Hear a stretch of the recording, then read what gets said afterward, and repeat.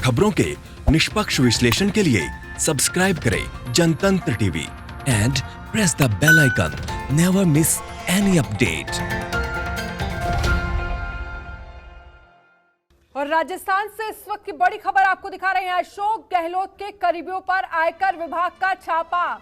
बड़ी खबर, अशोक गहलोत के करीबियों पर आयकर विभाग की तरफ से छापा मारा गया। गहलोत के करीबी राजीव अरोड़ा के घर पर छापेमारी की गई। प्रदेश कांग्रेस उपाध्यक्ष हैं राजीव अरोड़ा और अशोक गहलोत के करीबी माने जाते हैं राजीव अरोड़ा। इनके घर पर आयकर विभाग की तरफ से छापेमारी की गई है। तो ये बड़ी खबर आपको दिखा रहे हैं राजस्थान से इस वक्त की बड़ी खबर, जहां पर अशोक गहलोत के करीबियों पर आयकर विभाग का छापा।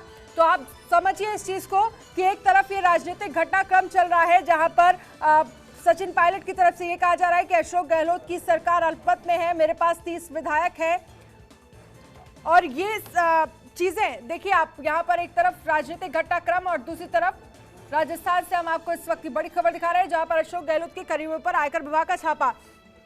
अरविंद हमारे संवाददाता इस खबर पर ज्यादा जानकारी देंगे। अरविंद, क्या कुछ अपडेट है? गहलोत के करीबी राजीव अरोड़ा के घर पर छापेमारी की गई है आयकर विभाग की तरफ से, आपके पास क्या कुछ जानकारी है? अशोक गहलोत के काफी करीबी माने जाते हैं। अशोक गहलोत के काफी करीबी है और इन दोनों के आयकर विभाग के छापे मारे गए। इसके साथ ही कुल 22 किसानों पर यहाँ छापामारी की कार्रवाई है वो देर रात में शुरू हुई है। और खुद राजीव अरोड़ा ने इस बात की है कि घर पर जो है आयकर विभाग आपको लगातार। आपकी आवाज क्लियर हम तक नहीं पहुंच पा रही है अरविंद, एक बार फिर से आपसे संपर्क करेंगे। लेकिन फिलहाल इस वक्त की बड़ी खबर देखिए, दोनों तरफ किस तरह से, एक तरफ सियासी घटनाक्रम चल रहा है राजस्थान में और दूसरी तरफ ये राजस्थान से हम आपको बड़ी खबर दिखा रहे हैं, जहां पर अशोक गहलोत के करीबी राजीव अरोड़ा के घर पर छापेमारी की है आयकर विभाग ने। और कांग्रेस नेता धर्मेंद्र के यहां भी छापेमारी की जा रही है। धर्मेंद्र राठौर कांग्रेस नेता के यहां भी छापेमारी की जा रही है। बड़ी खबर, तो एक तरफ अशोक, तो दो नेता यहां पर देखिए, राजीव अरोड़ा और धर्मेंद्र राठौर, ये दो ऐसे नेता हैं जिनके घर पे छापेमारी की जा रही है आयकर विभाग की तरफ से। बड़ी खबर हम आपको दिखा रहे हैं। तो एक तरफ ये सियासी घटनाक्रम अलग चल रहा है राजस्थान में, जहां पर सरकार को लेकर किस तरह की स्थितियां बन रही हैं, हम आपको लगातार वो भी दिखा रहे हैं। और दूसरी ये बड़ी खबर आ रही है, जहां पर अशोक गहलोत के करीबी धर्मेंद्र राठौर और राजीव अरोड़ा के घर पर छापेमारी की गई है आयकर विभाग की तरफ से। तो दोनों ही खबर पर हम लगातार आपको अपडेट दे रहे हैं कि राजनीतिक घटनाक्रम किस तरह से चल रहा है, आगे बढ़ रहा है। हालांकि 10:30 बजे विधायक दल की बैठक है, जिसमें सभी को बुलाया गया है, जितने भी विधायक हैं।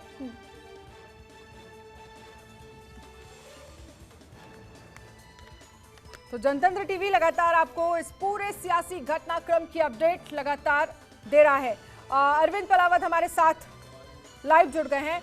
अरविंद, जिस तरह से देखा जाए, एक तरफ ये पूरा सियासी घटनाक्रम और दूसरी तरफ अशोक गहलोत के करीबी धर्मेंद्र राठौर और राजीव अरोड़ा के घर पर आयकर विभाग की तरफ से छापेमारी की जा रही है। फिलहाल क्या कुछ जानकारी?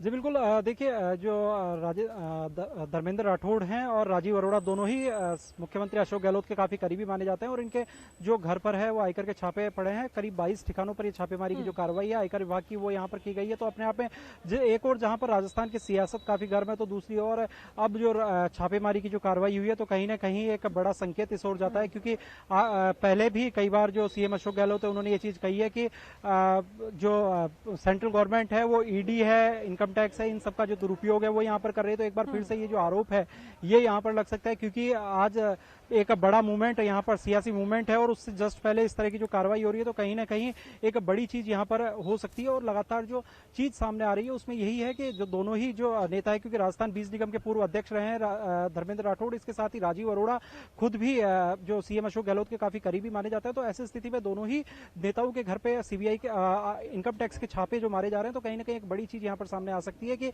क्योंकि कहीं लगातार ये चीज कही जा रही थी कि किसी तरह का पैसों का लेन देन हो सकता है इन सब चीजों को लेकर के। तो इस ऐसी स्थिति में जब यहाँ पर सियासी भूचाल चला हुआ है, सियासी उठापटक काफी तेज हुई हुई है, और ऐसी स्थिति में आप जो आयकर के छापे पड़े हैं तो कहीं देखने वाली बात होगी कि क्या कुछ चीजें यहाँ पर मिल पाती है। साथ ही यदि राजस्थान की सियासत की यदि बात करें तो मैं आपको बताना चाहूंगा कि जो सचिन पायलट है उनका कहना है कि 30 जो विधायक है वो उनके पक्ष में है, और ऐसी स्थिति में यदि सत्ता परिवर्तन करनी है, सत्ता पलट यदि यहाँ होना है तो कांग्रेस के जो 20 विधायक है वो यहाँ पर सपोर्ट करें सचिन पायलट को। इसके साथ ही 11 जो निर्दलीय विधायक है उनके सपोर्ट की जरूरत भी यहाँ पर रहेगी यदि सत्ता पलट करनी है, क्योंकि 125 विधायक का जो समर्थन है वो कांग्रेस के पास है, जबकि 75 का भारतीय जनता पार्टी के पास है। इसके साथ ही यदि कांग्रेस के 30 विधायक पार्टी छोड़कर इस्तीफा दे देते हैं और ये जो सदस्य संख्या ये घटकर 170 रह जाती है, तो ऐसी स्थिति में जो मिनिमम जो मेजोरिटी का जो आंकड़ा है वो 86 वोट का रहता है। जिसके पास 86 विधायक होंगे वो यहाँ पर जीत हासिल कर सकेगा। तो ऐसी स्थिति में कांग्रेस के पास 77 विधायक और 17 जो विधायक बचते हैं वो निर्दलीय, इनका समर्थन यदि मिलता है तो कांग्रेस की जो सरकार है वो यहाँ पर सेफ नजर आएगी। इसके साथ ही कांग्रेस के यदि 30 विधायक इस्तीफा दे दें और निर्दलियों में से 11 विधायक, क्योंकि बीजेपी के पास जो है 75 विधायकों का आंकड़ा है, और यदि 11 विधायकों का उन्हें सपोर्ट मिलता है तो 86 का जो आंकड़ा है वो यहाँ भारतीय जनता पार्टी छू सकती है, और यहाँ पर भारतीय जनता पार्टी की जो सरकार है वो बन सकती है। ये जो पूरा जो सियासी समीकरण है इस तरीके से रहेगा राजस्थान में, और काफी कुछ स्थिति जो है वो विधायक दल की बैठक जब शुरू होगी उसके बाद में क्लियर हो जाएगी। विधायकों का आने का जो सिलसिला वो यहाँ शुरू हो चुका है। विधायक सीएम आवास पर काफी गहमा गहमी इस वक्त देखी जा रही है, और लगातार विधायकों का, मंत्रियों का यहाँ पहुंचना शुरू हो चुका है। जी बिल्कुल, कहीं ना कहीं सभी की नजर वहां पर ही है जहां पर आप मौजूद हैं। साफ तौर पर विधायकों का आना जाना शुरू हो गया होगा, क्योंकि 10:30 बजे का समय बताया जा रहा है, और ये सीएम हाउस की लाइव तस्वीरें हम आपको दिखा रहे हैं। राजस्थान की ये तस्वीरें हैं जहां पर विधायकों की मीटिंग होनी है, और लगभग सभी विधायक जो इस मीटिंग में शामिल होंगे वो पहुंच रहे हैं। बिल्कुल, जिस तरह से देखा जाए अरविंद, साफ तौर पर 10:30 बजे के लगभग काफ़ी चीज़ें क्लियर होंगी, और धीरे धीरे जब पता चलेगा कि कितने विधायक किस खेमे में हैं, क्योंकि दरअसल इस पूरे मामले में नंबर्स का ही खेल है ये अगर समझा जाए। और अभी आपसे बात करें तो अभी की सीटों को लेकर अगर हम आपसे समझना चाहें कि तो क्या कुछ समीकरण अभी फिलहाल राजस्थान में है, क्योंकि सचिन पायलट की तरफ से ये कहा जा रहा है कि उनके पास 30 विधायक हैं, तो यहाँ कांग्रेस की क्या कुछ स्थिति है? जी बिल्कुल, देखिए यदि कांग्रेस की स्थिति की यहाँ पर बात की जाए तो राजस्थान में जो 200 विधानसभा सीटें हैं और इनमें से 101 जो सीट थी वो कांग्रेस पार्टी ने यहाँ जीती। इसके साथ ही आरएलडी के साथ अलायंस करके यहाँ पर सेवर की एक सीट उन्हें दी गई, जिसपे डॉक्टर सुभाष गर्ग जीत करके आए, उनको यहाँ चिकित्सा राज्य मंत्री बनाया गया। इसके साथ ही 6 अन्य जो विधायक जो कांग्रेस पार्टी को जो बसपा से कांग्रेस में शामिल हुए हैं वो यहाँ पर कांग्रेस को समर्थन कर रहे हैं। इसके साथ ही 13 जो निर्दलीय विधायक है उनमें से 11 विधायक कांग्रेस की पृष्ठभूमि से आते हैं, इनका भी समर्थन जो है वो यहाँ कांग्रेस पार्टी को है। इसके साथ ही बीटीपी और माकपा के जो दो विधायक है वो भारतीय कांग्रेस पार्टी को यहाँ समर्थन कर सकते हैं, क्योंकि पिछले राज्यसभा चुनाव के दौरान उन्होंने समर्थन किया था। तो ऐसे में माना जा रहा है कि अभी भी जो समर्थन है वो उनका बरकरार रह सकता है, क्योंकि माकपा के विधायक जो बलवान पूनिया है वो कल सीएम हाउस पहुंचे थे, मुख्यमंत्री अशोक गहलोत से उन्होंने मुलाकात की थी, और उनका भी ये कहना था कि राजस्थान में कांग्रेस की गवर्नमेंट है वो पूरे 5 साल चलेगी। तो इस तरह से 125 विधायकों की जो गणित है वो यहाँ पर कांग्रेस पार्टी की दिखाई दे रही थी। हालांकि अब चूंकि जो सचिन पायलट है वो लगातार ये कह रहे हैं कि राजस्थान में जो 30 विधायक है वो उनके समर्थन में है, 30 विधायक उनके समर्थन में। तो ऐसी स्थिति में अब विधायक दल की जो बैठक होगी उसमें ये देखा जाएगा कि क्या कुछ संख्या बल यहाँ पर रहता है, क्या कुछ संख्या बल, कितने विधायक यहाँ पर पहुंचते हैं कांग्रेस के समर्थन में। जबकि भारतीय जनता पार्टी की बात करें तो 72 विधायक भारतीय जनता पार्टी के हैं, जबकि 3 आरएलडी रालोपा जो पार्टी है, राष्ट्रीय लोकतांत्रिक पार्टी हनुमान बेनीवाल की, उस पार्टी के जो 3 विधायक है वो यहाँ पर है।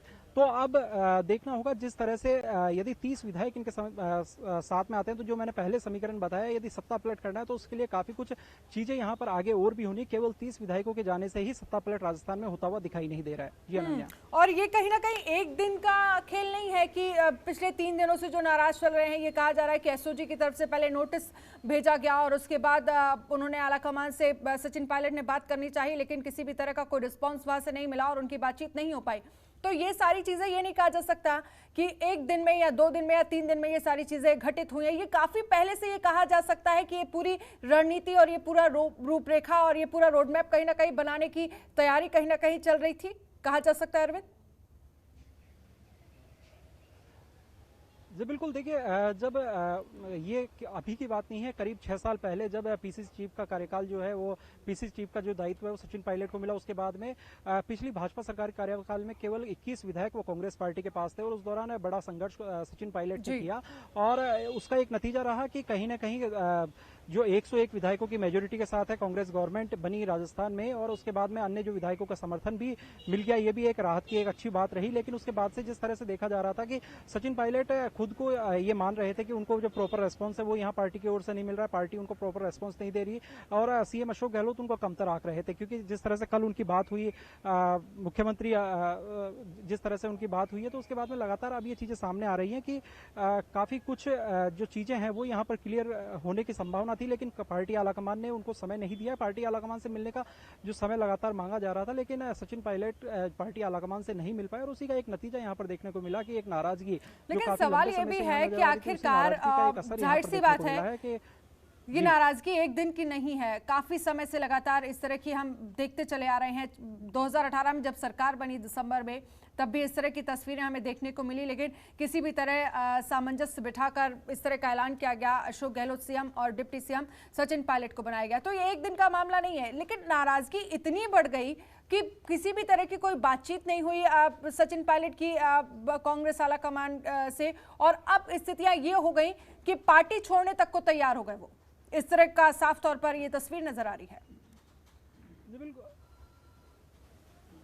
जी बिल्कुल, देखिए ये बात बिल्कुल सही है कि जो बातचीत है वो उनकी नहीं हो पाई, और उसी का एक नतीजा है। यदि बातचीत होती तो कहीं ना कहीं एक चीज यहाँ पर पॉजिटिव वे में यहाँ पर हो सकती थी, लेकिन जिस तरह से जो बातचीत का जो सिलसिला है वो कांग्रेस आलाकमान से जब उनका नहीं हुआ, तो उसी का एक परिणाम आज यहाँ पर देखने को मिल रहा है कि राजस्थान में जो 125 विधायकों के साथ जो गवर्नमेंट बनी थी, आज उसका हश्र ये हो रहा है कि यहाँ पर विधायकों की गिनती करनी पड़ रही है, विधायकों को बुलाना पड़ रहा है, और चाहे राज्यसभा चुनाव हो, चाहे अब सरकार बचाने का प्रयास हो, सभी में एक बड़ी मेहनत जो है वो यहाँ कांग्रेस पार्टी को करनी पड़ रही है। हालांकि सीएम अशोक गहलोत का एक बड़ा अनुभव है, कई इससे पहले जो चुनाव हुए, चाहे गुजरात के चुनाव की बात करें, चाहे मध्य प्रदेश की सियासत की बात करें, इन कर्नाटक में दोबारा से सत्ता परिवर्तन हुआ, तो इस दौरान अशोक गहलोत ने अपनी जो मैनेजमेंट था, अपना जो पॉलिटिकल मैनेजमेंट था, उसका एक अच्छा उदाहरण वहां पेश किया, और अब राजस्थान में ये उदाहरण वे पेश कर पाते हैं या नहीं कर पाते, ये यहाँ पे देखने वाली बात होगी। क्योंकि यदि 30 विधायक यहाँ पर रिजाइन करते हैं पार्टी को, तो उसके बावजूद भी कांग्रेस की जो गवर्नमेंट है वो यहाँ बरकरार रह सकती है, क्योंकि रिजाइन के बाद में 170 ठीक है अरविंद, समय की कमी है हमारे पास, जल्दी से विधायकों की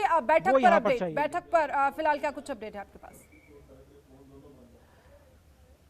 जी बिल्कुल, देखिए विधायकों की बैठक है अब से कुछ देर बाद में शुरू होने वाली है। 10:30 बजे का तय समय बताया जा रहा है, और करीब 10:30 बजे ये बैठक है वो शुरू हो जाएगी। बैठक में जो एजेंडे हैं वो तय कर लिए गए हैं, और कल रात को एक देर रात प्रेस कॉन्फ्रेंस हुई, और उसके आधार पर ये कहा गया कि 109 विधायकों का जो समर्थन पत्र है वो यहाँ पर अशोक गहलोत को मिल चुका है। अब 109 में से कितने विधायक इस बैठक में पहुंचेंगे, ये एक देखने वाली बात होगी, क्योंकि निर्दलीय विधायकों को भी यहाँ पर कॉल किया गया, और जो 3 निर्दलीय विधायक है, ओम प्रकाश हुड्डा, खुशवीर सिंह और सुरेश टांक, इन तीनों को भी यहाँ पर बुलाया गया। हालांकि तीनों ही गुरुग्राम में बताए जा रहे हैं, लेकिन इनके भी पहुंचने की एक बात है वो यहाँ पर हो सकती है, क्योंकि मुख्यमंत्री अशोक गहलोत की ओर से सीएमआर से इन तीनों को कॉल करवाया गया है। जी चलिए ठीक है, बहुत बहुत शुक्रिया, लगातार आप नजर बनाए रखिए, हम आपसे अपडेट लेते रहेंगे। बुलेटिन में फिलहाल इतना ही, देखते रहिए जनतंत्र टीवी। नमस्कार। खबरों के निष्पक्ष विश्लेषण के लिए सब्सक्राइब करें Jantantra TV and press the bell icon. Never miss any update.